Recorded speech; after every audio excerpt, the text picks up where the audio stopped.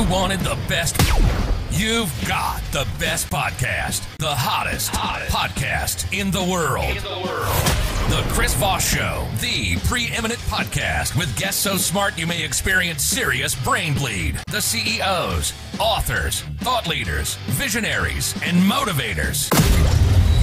Get ready. Strap yourself in. Keep your hands, arms, and legs inside the vehicle at all times, because you're about to go on a monster education roller coaster with your brain. Now, here's your host, Chris Voss. Hi, folks, Voss here from the ChrisVossShow.com, the ChrisVossShow.com. Hey, welcome to another episode of the Chris Voss Show. My gosh, I've ever told you how much we appreciate you guys coming by. It's the beginning of another week. I won't tell you what date it is, but you can probably figure it out when you do it. But it's the beginning of another week. So I hope if you are having a beginning of the week, or if you're in the middle of the week, or if you're at the end of the week, or you're just listening to this on your weekends, which you should be sunning by the pool there, if you will. All of those of you at work right now hate me. Anyway, guys, we certainly appreciate you guys tuning in. Remember, the Chris Voss Show is the family that loves you, but doesn't judge you. At least not harshly, as much as your relatives do. We all know your mom looks at you kind of funny. Guys, thanks for tuning in, and I hope your mom really does look at you funny. That's just a joke. Go to goodreads.com/Chris Voss, hit the bell notification button. Go to all those great places we are. See the big LinkedIn newsletter, the big LinkedIn group. It's 130,000 people over there now these days. It just keeps growing. It's kind of funny how that works. Also, go to youtube.com/Chris Voss. You can subscribe over there,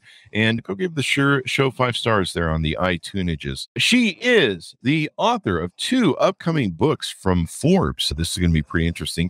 It's going to be coming out. Mary Grothe is on the show with us today. She is the founder and CEO of House Revenue and fractional CRO of Spots. She is a faith-based leader, entrepreneur, global keynote speaker, and host of 2 podcasts, Revenue Radio and Destination Remarkable. She began her sales career at a Fortune 1000 company where she quickly advanced from an admin role to being the #1 sales representative. By following her natural instincts to always put customers first and listen to their needs, she was able to drive success for her clients and herself, and brought in millions of dollars in revenue. Now she has her own company, and she's here with us today. Welcome to the show, Mary. How are you? Hey, happy top of the week to you. I am a little concerned hearing the intro of this show, though, about brain bleeds.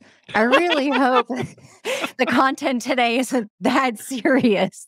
Well, you know, we tried to push it. There was a few things we had to cut out of the intro that we originally wrote, but I think some of it made you, it was stuff, it was like, if you get so smart, you'll be sexier. You'll just glow of sexiness. We thought that was pushing it a little too much, but so we went with brain bleed.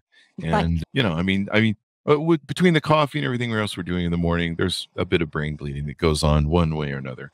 But welcome to the show, Mary. Give us your plugs, your .com, so people can find you on the interwebs, please. Yeah, find me at marygrothe.com, Grothe, houseofrevenue.com.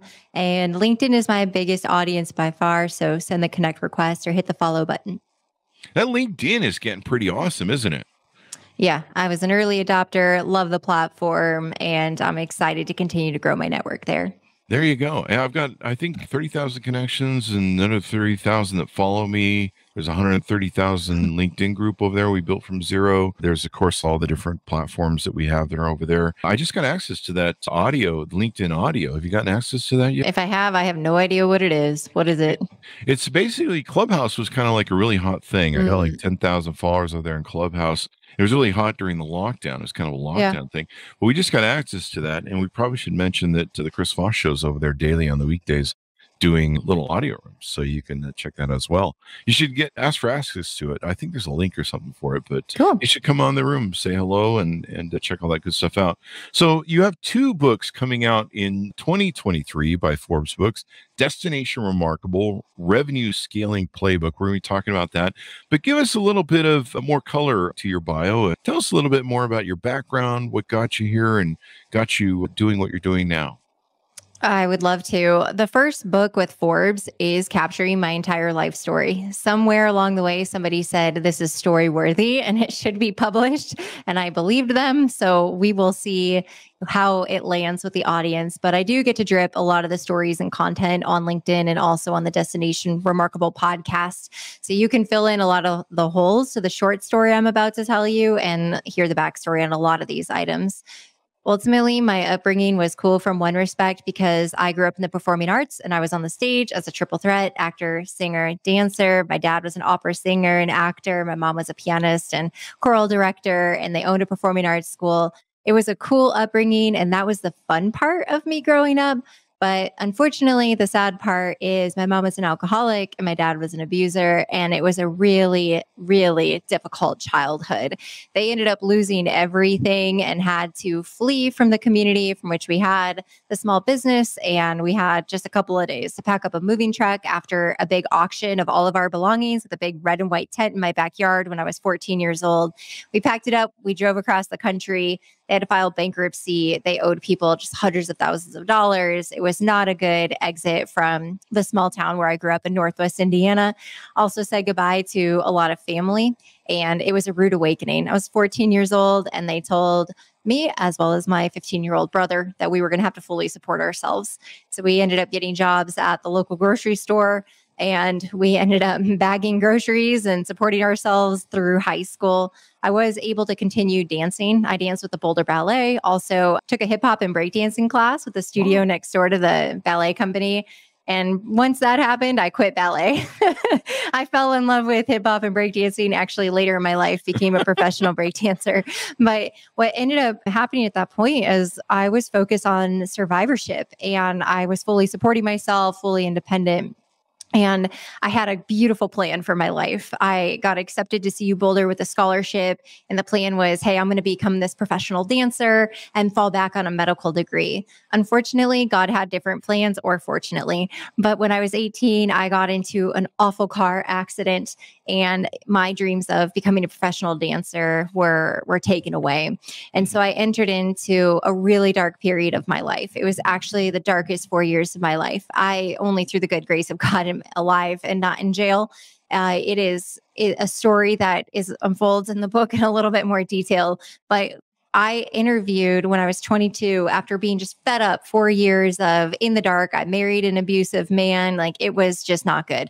But I found a job out in a newspaper for a sales admin position and I interviewed and I got the job against their better judgment. They gave me an opportunity and I worked as an admin for 2 years and mastered the role. And then they allowed me a spot on the mid-market sales team. Within the first 30 days, I became the number one rep. My quota that year was 150,000. I sold 758,000 in revenue, which was more than number 2 and 3 combined.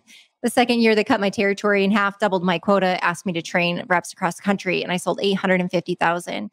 I started my third year, but I didn't finish it. I left and I went to go work for one of my clients and had an amazing 7-month journey as a VP of sales and marketing. And I got to work with their leadership team to quadruple the size of the company. At that point, I said, I love scaling revenue. I was young, I was 28, but I wanted to do it on my own. So I started my first company at 28 years old, the CEO of Butterfly Creative. It was 3 years of really good intention, but a lot of rookie mistakes, not knowing how to price for my services, didn't know how to delegate. I had a terrible ego. I just hadn't taken the time to heal from the wounds from my upbringing. So I was masking all of that pain and emptiness with fame, money, recognition, and success, and also drinking. I loved to go out and party. That was probably my favorite thing to do. And also during that time in the story, that's in my mid-20s is when I became professional breakdancer. Was doing that on top of my work as a VP of sales and marketing. But anywho, the company I built lasted 3 years. And it was like for every 8,000 that came in, 10,000 went out the door. So I just couldn't figure it out. So after 3 years, I went back to the payroll company, did 3 more years in sales, a few top 10 finishes, made a lot of money, met my now husband. First I found Jesus after I drove my car into my neighbor's front porch. Thank you, Jesus, for saving my life. And I was able then to meet my now husband. We got married, bought a house, had a baby. And then after that, I started this company. So that takes us to about 5 years ago. It has been an unbelievable ride. Thank you for letting me share the 5-minute version. There you go. There you go. Well, we go through a lot of stuff. I mean, life is a zigs and zags, and we learn a lot from life. It sounds like you went through some trauma in your childhood, and sometimes it takes us longer to figure all that stuff out. Yeah. I woke up at 50 and said, maybe I should start dealing with some psychiatry stuff. Yeah. And probably most of my listeners probably know this. I should probably be in deep psychology now. I probably should be in a funny room, one of those white rooms, but it's actually a wonder I'm not. But we go through this, and it's amazing the journeys that we go on, but we learn so much stuff on the way, not only about ourselves, but about life. And then we kind of reach that point that, like you mentioned 5 years ago, you reach that great point where you're able to put all that knowledge into something and make it work. So tell us about your business and what you do now, House of Revenue. Yeah. What do you guys do for your clients? Who are your prospective clients? Because there will be people listening to this on LinkedIn, I'm sure, and other places. And who are they, and how can they get to know you better? We scale companies as fractional CROs and CMOs. We partner up. So every CRO has a CMO counterpart. The two of them go on contract for a year and roll up their sleeves, do the work, and scale companies. Now, it's quite a bit of fun. I started it 5 years ago as a former salesperson. I thought, let me be a fractional VP of sales, build sales departments. We did that for about 18 months and then realized our clients that had a great brand and marketing engine were far outperforming the others. And so that's when we tripled in size and rolled out this model in 2020. Let's pair a CRO with a CMO. We go on contract for a year. Our client is B2B.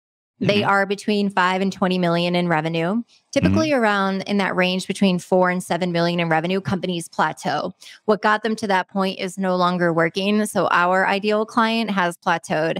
Our ideal client is B2B, manufacturing, distribution, professional services, technology, SaaS. We typically stay away from VC-backed companies. We love partnering with PE firms, and we love bootstrapped companies. So what we're able to do in a 12-month time is do the audit and research needed to understand how we need to refresh the go-to-market strategy. We bring in a new, fresh approach. We refresh the brand, build a new website, marketing engine, build the sales team, the CS team, and make sure that the technology layer is also there. And we go to work. We build it, we test it, and then optimize and set for scale. We serve about 12 companies a year. Wow. And so you come on for just a year to be a part of their thing. Now, does that require an equity position, or how does that work? Good question. In the future, it will. We're baby stepping toward that. Historically, we've only ever charged flat retainer. But Chris, we finally got the data back from the companies we scaled in 2020. I mean, millions of dollars scaled, and we took no upside. And so as a business owner, I look back and say, that was a huge miss on my part. And so we now, for the first 6 months, we work on retainer. And then the second 6 months, we cut the retainer in half, and then we play for commission and upside, not in the form of equity. It's all commission based on net new revenue gain. But then once we do that probably for a year or two and start building up the available cash in our company, then we can do more of an equity play, which is going to be delayed on us earning, because our ideal client would have a significant event to where they would potentially have an exit or a merger or an IPO or something within 2 to 5 years of us working with them. But the reason that we have to build this slowly is I can't wait 5 years to get paid. My people are very expensive, rightfully so. They are brilliant revenue leaders, but my overhead is high. So we have to baby step to that. But we get to play an upside now, and the team is thrilled. That's awesome. But I mean, that's probably makes it a little bit easier for people to bring you on board, because, and then you come on, you prove your worth, you increase the revenue. A lot of companies do that. I used to buy out companies that were stagnant, and they would reach a point where or they were headed towards bankruptcy. And it was amazing how many times entrepreneurs would still be holding on that same original model of whatever their business was they built. And it would become outdated either by the market or, pricing or different costs, things. And they couldn't, the model either wouldn't work anymore, or sometimes they just had gotten a lot of funding and they were just burning through cash, and they thought their model would eventually work, and it just eventually worked. And it's really interesting how companies can have, like you mentioned, startups and stuff that they can stagnate, and sometimes they don't realize it's just not working, they're like, it'll eventually work. It'll work someday. And eventually they run out of cash. They do. And a lot of it is because they hold on to sacred cows. It's not just the model, but it's a lot of people. So you think about people that got you from 0 to 1 million or 1 million to 5 million. And you're like, great, let's go on this journey from 5 to 20 million. Well, come to find out, usually the people who got you to that threshold where you've plateaued are not the same people to get you through the next growth stage. It's not like bad, right? We all have our different specialties. That's why I'm not sitting here telling you I want a $100 million company. Our team has no business with a $100 million company. We did it one time and it was great and we had a phenomenal outcome, but I'm not going to do it again. It was hard. And so we know where we play. And if you look at the revenue leaders in startups or smaller companies, or if it's family members, or sometimes we run into old legacy reps, it's like, you got to be willing to part with people who aren't serving you anymore. And it's one of the hardest things to do in business is to refresh your team. But that is the definition of insanity, is expecting different results, but not changing anything. And so I'm with you, Chris. That's really cool that you have that in your experience, that you've taken some of those distressed companies. We partner beautifully with PE firms, but I also love the CEOs that are just vulnerable and honest. Like, we can't make it with what we have right now. Like, we need to do something different.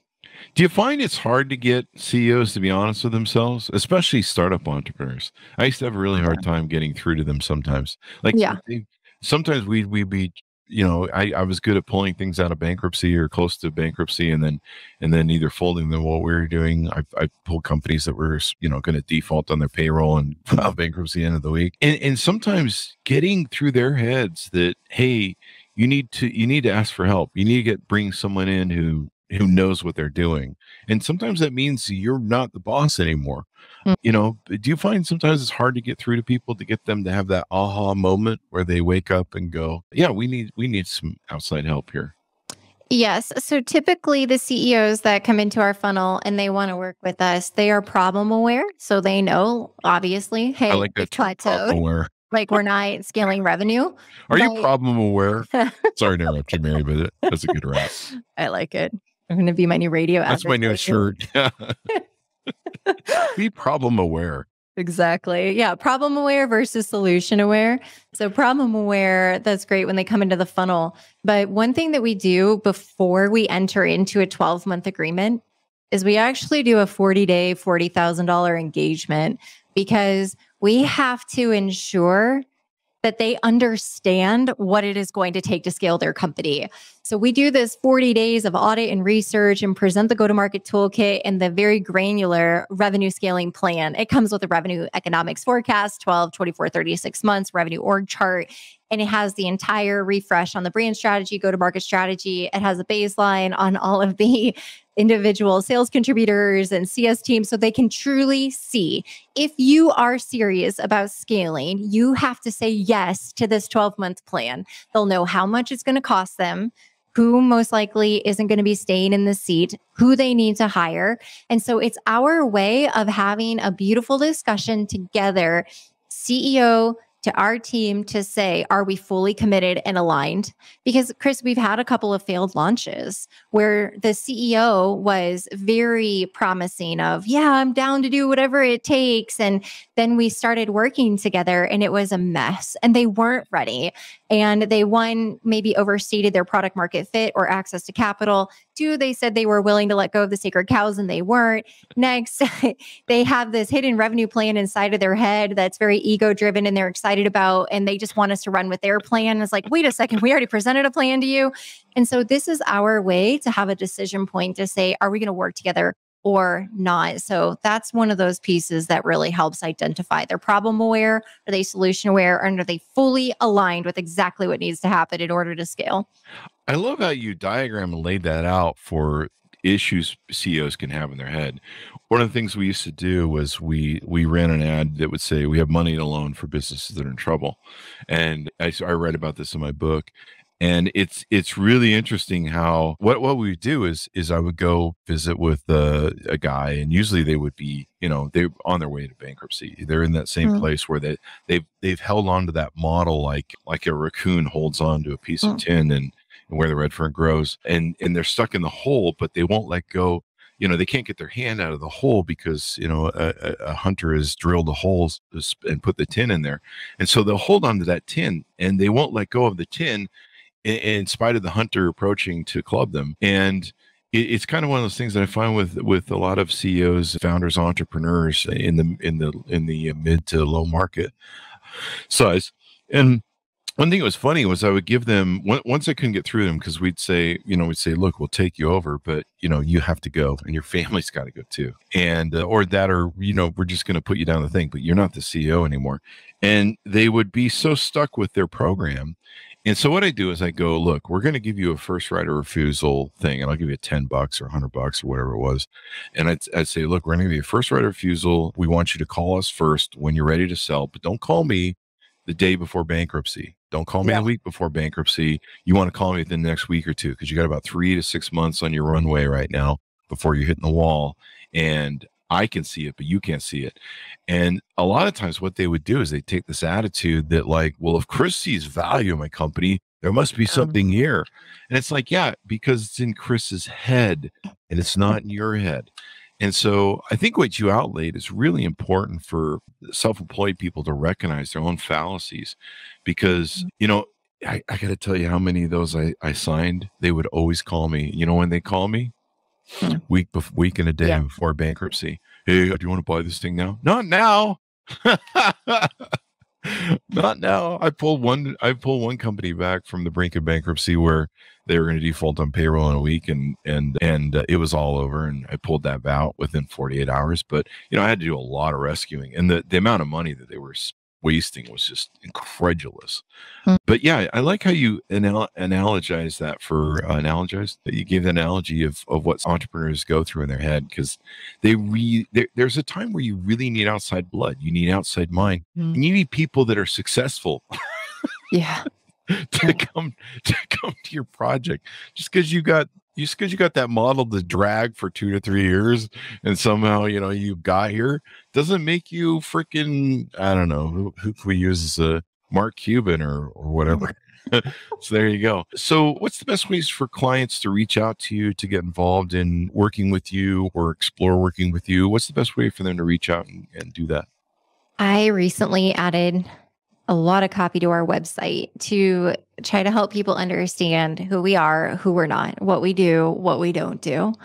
It is helpful for CEOs to self-qualify, but we've laid it all out on the website. And so I would encourage people who are considering entering into a stage of scale, we call it second stage scale, so it's after startup scale, that they would just go to the houseofrevenue.com and read. Look at the fractional CRO page, specifically has the majority of the detail in addition to the homepage.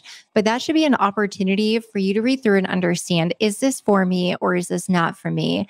You can also see some of our results and case studies. Ultimately, we have a very strong track record, and we are able, in many cases, not all, but many cases, to double the monthly recurring revenue of companies within the first year that we work with them. Wow. And that is significant when you're looking at a company that's already between 5 and 10 million. That's a lot of revenue to be bringing in, but you have to take our work seriously. You have to follow the process. It's also going to cost about $500,000, but 300,000 of that is retainer. And then there's going to be upside and also fees for websites, recruiting, etc. And all of that is detailed on the website. But if it looks like something that you're interested in, hey, I want to get an additional 5 million. I'm willing to pay $500,000 to get that 5 million and then set on the trajectory for scale moving forward. Because I do want to lay that fact down, as we said, in 2020, the companies that we scaled they've all continued to grow. Nobody flatlined. I mean, they are one of our clients who was 14 million when they started. They lost 2 million because of COVID, lost contracts. We added 5 million that year. They ended at 17. Within about 10 months, we took them to 24.5 million. They're now at a $35 million run rate, and their budget for next year is going to be 50 million, and they're going for an exit. And so when you look at that happening within a 3-year timeframe, that's substantial. And we have several stories very similar to that. That's probably our most exciting story. You always got to lead with the one that's, super flashy, right? But we have several other stories that are also in line with that. But I just ask that people review that. If they like it, there's a chat bot right on the site. You can also email info@houseofrevenue.com. And I'd be more than happy to get booked with each other. There you go. And I'm looking at your complimentary tools. I just downloaded a couple of them here. Ooh. People should check them out. You've got a SaaS revenue economics template, a RevOps audit checklist template, our methodology It's a new word. ebook. It's Monday. Our 12-month project plan. So you got 4 tools here people can check out. They can download. They can kind of see a better way to work with you and integrate.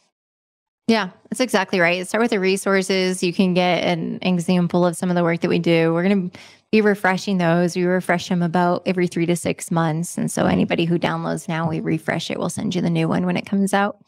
And I see you're in Denver, Colorado. Do you work with companies just in the U.S.? You do international? We're all U.S. based at this time. I've had a couple of team members that have international experience that are asking when we're going to expand. And I'm definitely not opposed to it. So we actually have a client right now that is going to want to expand internationally. So I'm like, what better than to do it with an existing client? And they've got a great CRO to lead the charge who has done it before. And so I think case by case basis, if it's a US based company looking at expansion, I'm happy to take it on, but I'm not comfortable taking an outside the US company out of the gate. But yeah, we serve companies coast to coast. There you go. I love Lodo. I think part of my kidney or liver is still at Lodo bars. Okay. Mine too. In lower downtown, for those of you who are not aware of that in Denver.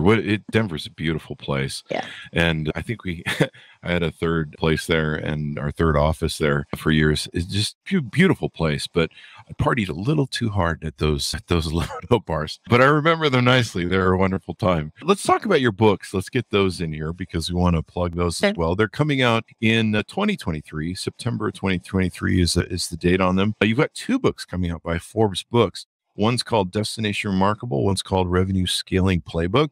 Let's talk about each of those if we could. Sure. So the first one for sure is publishing in September of 2023. The Revenue Scaling Playbook could be in 2024. So stay tuned on that date. It is not set in stone, but for sure on Destination Remarkable. So Destination Remarkable, which will publish in September 2023, is my life story. I will detail, you heard a high level recounting of that when we opened the show. There's a lot more where that came from. So we're going to be sharing that story in detail, but then I will be documenting everything that I had done through my sales career to be a #1 rep, and then going into starting my first company, going back to sales, and then starting my second company being House of Revenue.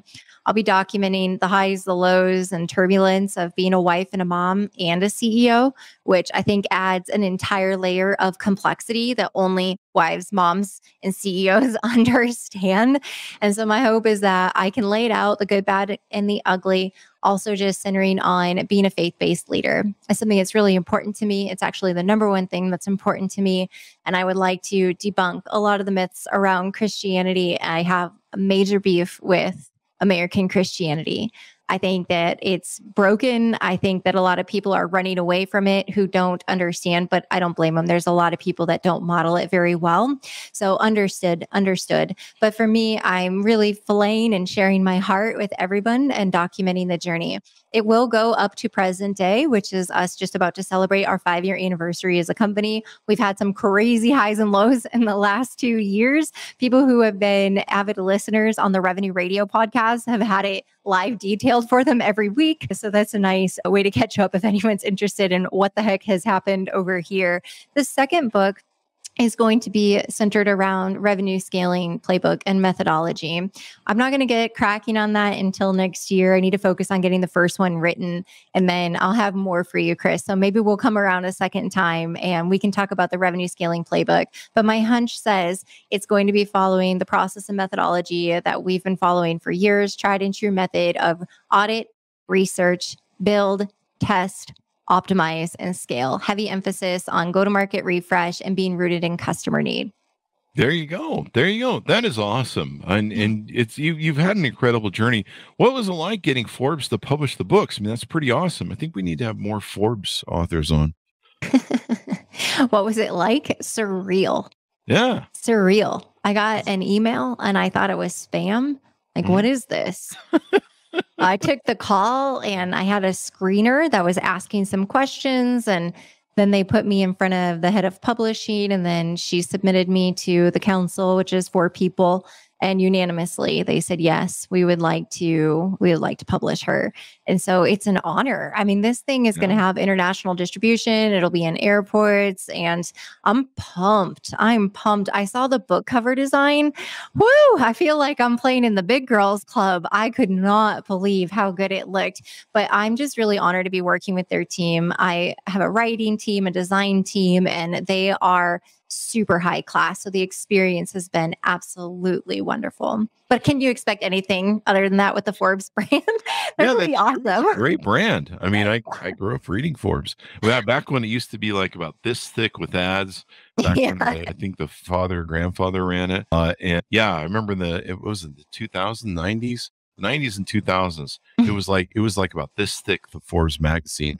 But we'll have a copy of it right here between us in the final edit, so people get a chance to check that out. So this is pretty awesome and pretty exciting. Launching books is fun. The editing part is not quite as fun in my opinion, but that's how it's fun for me. But it's funny in editing because someone else takes your editing and then they go, yeah, this is all bad. Just go back and start over. At least they did that with mine. They didn't really do that, but the rereading of it 50,000 times is really fun. Let me tell you, gotta love it. So editing, but writing a book is so important. It's so wonderful to become an author, to add that to your titles of titles. Mm-hmm. And it's funny how people look at you a different way when you're an author. Like, I've always kind of, done some things I think that people would say are successful. I don't want to sound too egotistical, even though I am.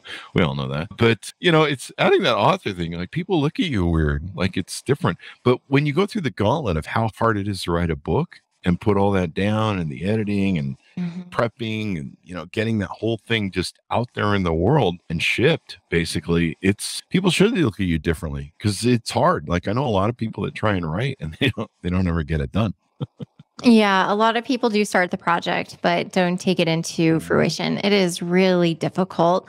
Like I said, man, I am grateful for the team I have because they are doing a huge part of the heavy lift. And I'm with you on the rereads. We just got done with the second third of the book and they're like, we'll have this to you in a week to reread. I'm like, I don't want to read this again. I've already lived this. And then I recorded and I wrote it and I was helping with editing and I've already read it and now I got to read it again. So I'm with you on that part of it. I'm like, I'm not that into myself. I don't need to see this again. But then to know I will have the privilege of rereading several more times. But you know what? If it's part of the process to ensure that we have a great product coming out to people, then that is really important to me. And it is different with having that author in your title. It is cool to have that authority. But for me, my biggest mission is to get back on the stage. I loved being a keynote speaker in 2018 and 2019. It was such a privilege. I was speaking nearly every month. I had some really cool big girl gigs and I loved it. And then COVID just wiped my calendar clean. I've done some virtual events and I just got off the stage recently with HubSpot's big inbound conference. And it was such a rush to be back on the stage with hundreds of people. And so ultimately, Chris, yes, I believe I have a story to tell, but I'm using this as an opportunity to spread the good news of the gospel, to talk about being a great faith-based and loving leader, to talk about overcoming the challenges and turning the trials into testimony. There's a lot of goodness there, but ultimately I'm excited for the credibility piece because I am ready to be back on the stage and to be on tour and to be delighting people with the good words that come out of my mouth. That'll be exciting. I think people will be excited to hear you, see you, and COVID kind of threw whole lot of curveballs, but it did make for a lot of good books. We've had so many brilliant authors like yourself on the show. What else do people have time to do? Hey, I got time to write a book. I wrote my book over COVID. I was like, well, I guess I'll finally get this. I've been trying to write it for like 10 years, and I'm like, well, I'm trapped in my home. It was kind of like, what was that movie by Stephen King where the guy's a book writer and he gets trapped by that chick who breaks his legs and stuff? Kathy Bates? Yeah. Misery. Misery. There you go. It was kind of like Misery. It was a version of Misery. It's like, you're stuck here. Write a book. I'm like, okay, well, whatever. Well, hopefully your feet didn't get smashed with a sledgehammer. No, just my brain, what was left of it, pretty much. So there you go. That's where the brain bleed came in. Yeah, the rereading. That's why I put the brain bleed in there. But yeah, people just get smarter from the show. What can you say? So, Mary, anything else you want to touch on before we go or plug? I think we've covered quite a bit today. I do appreciate the follow. I think anybody who understands how an author gets launched knows the more followers, the more awareness, the more book sales, the more future books. And so your follow or subscribe on my YouTube just goes a long way. I'm happy to return serve. I'm super grateful for the community latching onto this and thinking this story is inspiring and has some legs. So a little follow goes a long way. So I'm grateful for all of you, and I'm happy to return the follow. There you go. Give us all your .com so people can find you on the interwebs, please. MaryGrothe.com, houseofrevenue.com are the two big ones. You can find me on LinkedIn, Instagram, and Twitter. All my handles are Mary Grothe, except Twitter is Mary L. Grothe. Because Mary Grothe was taken. I'm like, really? There's another Mary Grothe out there? But okay. Mary L. Grothe on Twitter. But I look forward to connecting with you. There you go. There you go. Well, thank you very much for coming on the show. We really appreciate it. Thank you for having me. Thank you. And thanks to my audience for tuning in. As always, be sure to go to all the groups on Facebook, LinkedIn, Twitter, Instagram, TikTok, all the crazy places those kids are playing. Go to youtube.com/Chris Voss, goodreads.com/Chris Voss for all of our great authors. Well, thanks for tuning in. Be good to each other. Stay safe. Oh, see us over the audio LinkedIn thing. And we'll see you guys next time on the Chris Voss Show.